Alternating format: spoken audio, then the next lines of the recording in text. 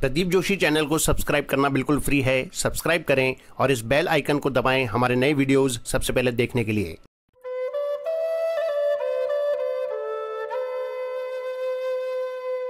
स्वामी रामसुखदास जी महाराज को शत शत नमन। आज का विषय है तत्व ज्ञान का सहज उपाय। महाराज जी के शब्दों में, हमारा स्वरूप चिन्मय सत्ता मात्र है और उसमें अहम नहीं है। यह बात यदि समझ में आ जाए तो इसी क्षण जीवन मुक्ति है। इसमें समय लगने की बात नहीं है। समय तो उसमें लगता है जो अभी नहीं है और जिसका निर्माण करना है। जो अभी है उसका निर्माण नहीं करना है, प्रत्युत उसकी तरफ दृष्टि डालनी है, उसको स्वीकार करना है। जैसे शंकर सहज स्वरूपु सम्हारा, लागी समाधि अखंड अपारा। दो अक्षर हैं, मैं हूँ। इसमें मैं प्रकृति का अंश है और हूँ परमात्मा का अंश है। मैं जड़ है और हूँ चेतन है। मैं आधेय है और हूँ आधार है। मैं प्रकाश्य है और हूँ प्रकाशक है। मैं परिवर्तनशील है और हूँ अपरिवर्तनशील है। मैं अनित्य है और हूँ नित्य है। मैं विकारी है और हूँ निर्विकार है। मैं और हूँ को मिला लिया, यही चिज्जड़ ग्रंथि अर्थात जड़ चेतन की ग्रंथि है। यही बंधन है, यही अज्ञान है। मैं और हूँ को अलग अलग अनुभव करना ही मुक्ति है, तत्व बोध है। यहाँ यह जान लेना आवश्यक है कि मैं को साथ मिलाने से ही हूँ कहा जाता है। अगर मैं को साथ न मिलाएं तो हूँ नहीं रहेगा, प्रत्युत है ही रहेगा। वह है ही अपना स्वरूप है। एक ही व्यक्ति अपने बाप के सामने कहता है कि मैं बेटा हूँ, बेटे के सामने कहता है कि मैं बाप हूँ, दादा के सामने कहता है कि मैं पोता हूँ, पोता के सामने कहता है कि मैं दादा हूँ, बहन के सामने कहता है कि मैं भाई हूँ, पत्नी के सामने कहता है कि मैं पति हूँ, भांजे के सामने कहता है कि मैं मामा हूँ, मामा के सामने कहता है कि मैं भांजा हूँ, आदि आदि। तात्पर्य है कि बेटा, बाप, पोता, दादा, भाई, पति, मामा, भांजा आदि तो अलग अलग हैं, पर हूँ सब में एक है। मैं तो बदलता है पर हूँ नहीं बदलता। वह मैं बाप के सामने बेटा हो जाता है, बेटे के सामने बाप हो जाता है, अर्थात वह जिसके सामने जाता है वैसा ही हो जाता है। अगर उससे पूछें कि तू कौन है तो उसको खुद का पता नहीं है। यदि मैं की खोज करें तो मैं मिलेगा ही नहीं, प्रत्युत सत्ता मिलेगी। कारण कि वास्तव में सत्ता है कि ही है, मैं की सत्ता है ही नहीं। बेटे की अपेक्षा बाप है, बाप की अपेक्षा बेटा है।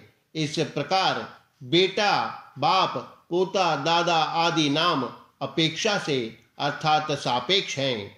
अतः ये स्वयं के नाम नहीं हैं। स्वयं का नाम तो निरपेक्ष है। वह है मैं को जानने वाला है, मैं जानने वाला नहीं है। और जो जानने वाला है वह मैं नहीं है। मैं ज्ञेय अर्थात जानने में आने वाला है और है ज्ञाता अर्थात जानने वाला है।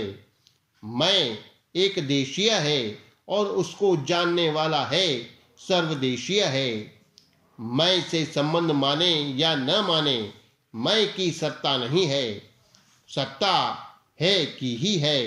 परिवर्तन मैं में होता है में नहीं। हूँ भी वास्तव में है का ही अंश है। मैंपन को पकड़ने से ही वह अंश है।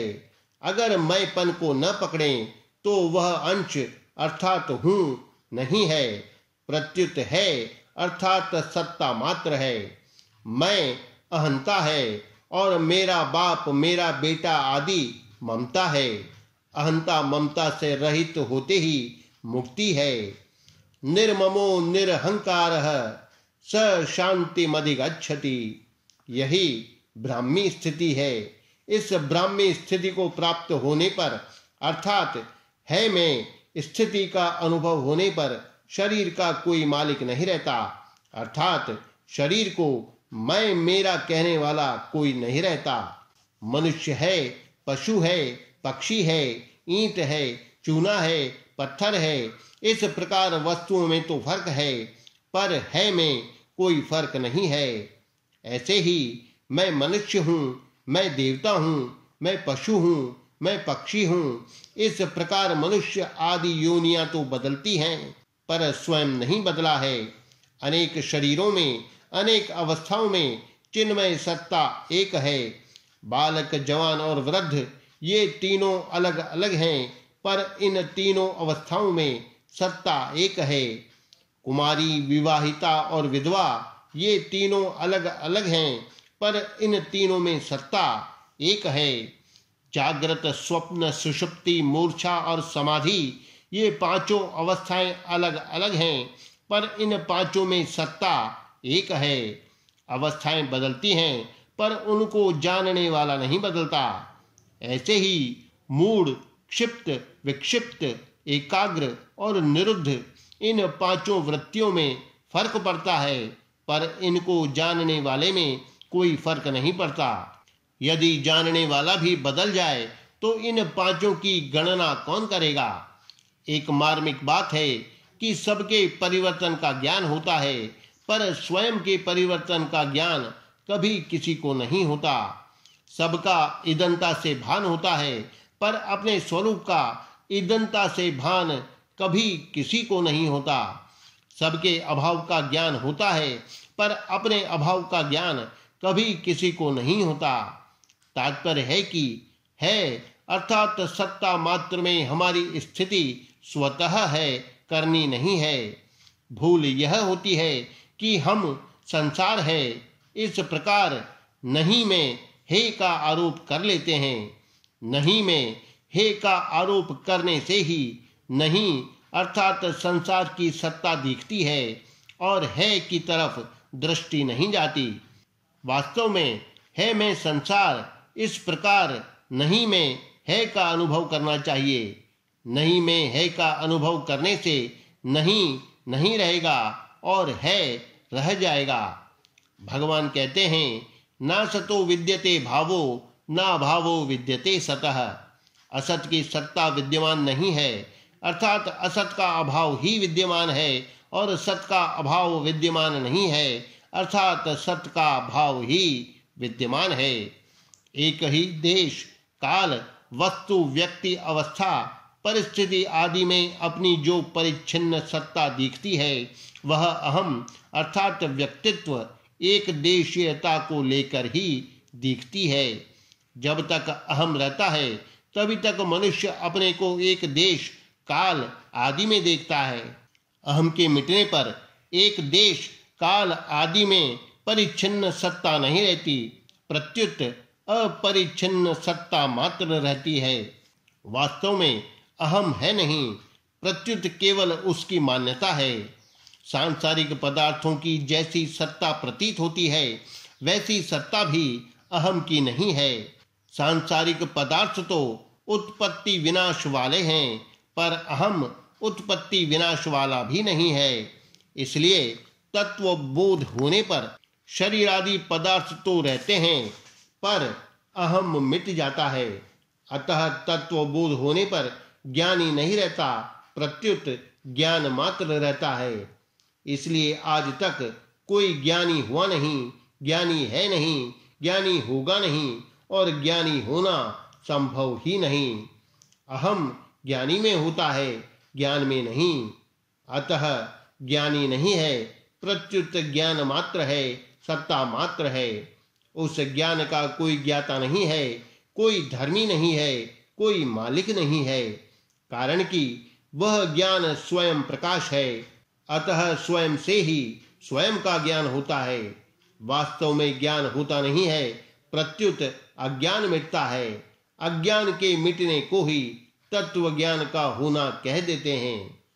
एक प्रकाश्य अर्थात संसार है और एक प्रकाशक अर्थात परमात्मा है, अथवा एक यह है और एक उसका आधार प्रकाशक अधिष्ठान सत्ता है।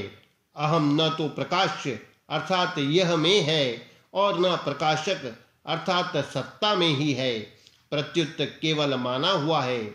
जिसमें संसार अर्थात यह की इच्छा भी है और परमात्मा अर्थात सत्ता की इच्छा भी है, उसका नाम अहम है और वही जीव है। तात्पर्य है कि जड़ के संबंध से संसार की इच्छा अर्थात भोगेच्छा है और चेतन के संबंध से परमात्मा की इच्छा अर्थात जिज्ञासा है। अतः अहम अर्थात जड़ चेतन की ग्रंथि में जड़ अंश की प्रधानता से हम संसार को चाहते हैं और चेतन अंश की प्रधानता से हम परमात्मा को चाहते हैं। माने हुए अहम का नाश होने पर भोगेच्छा मिट जाती है और जिज्ञासा पूरी हो जाती है, अर्थात तत्व रह जाता है। वास्तव में परमात्मा की इच्छा भी संसार की इच्छा के कारण ही है। संसार की इच्छा न हो तो तत्व ज्ञान स्वतः सिद्ध है। साधन की ऊंची अवस्था में मेरे को तत्व ज्ञान हो जाए, मैं मुक्त हो जाऊं, यह इच्छा भी बाधक बनती है। जब तक अंतःकरण में असत की सत्ता दृढ़ रहती है तब तक तो जिज्ञासा सहायक होती है, पर असत की सत्ता शिथिल होने पर जिज्ञासा भी तत्व ज्ञान में बाधक होती है। कारण कि जैसे प्यास जल से दूरी सिद्ध करती है, ऐसे ही जिज्ञासा तत्व से दूरी सिद्ध करती है, जबकि तत्व वास्तव में दूर नहीं है, प्रत्युत नित्य प्राप्त है। दूसरी बात, तत्व ज्ञान की इच्छा से व्यक्तित्व अर्थात अहम दृढ़ होता है, जो तत्व ज्ञान में बाधक है। वास्तव में तत्व ज्ञान मुक्ति स्वतः सिद्ध है। तत्व ज्ञान की इच्छा करके हम अज्ञान को सत्ता देते हैं, अपने में अज्ञान की मान्यता करते हैं, जबकि वास्तव में अज्ञान की सत्ता है नहीं। इसलिए तत्व ज्ञान होने पर फिर मोह नहीं होता। यज्ञात्वा न पुनर्मोहम, क्योंकि वास्तव में मोह है ही नहीं। मिटता वही है जो नहीं होता और मिलता वही है जो होता है। साधक को स्वतः स्वाभाविक एकमात्र है अर्थात सत्ता का अनुभव हो जाए, इसी का नाम जीवन मुक्ति है, तत्व बोध है। कारण कि अंत में सबका निषेध होने पर एक है ही शेष रह जाता है। वह है अपेक्षा वाले नहीं और है दोनों से रहित है, अर्थात उस सत्ता में नहीं भी नहीं है और है भी नहीं है। वह सत्ता ज्ञान स्वरूप है, चिन्मय मात्र है। वह सत्ता नित्य जागृत रहती है। सुषुप्ति में अहम सहित सब कर्ण लीन हो जाते हैं, पर अपनी सत्ता लीन नहीं होती।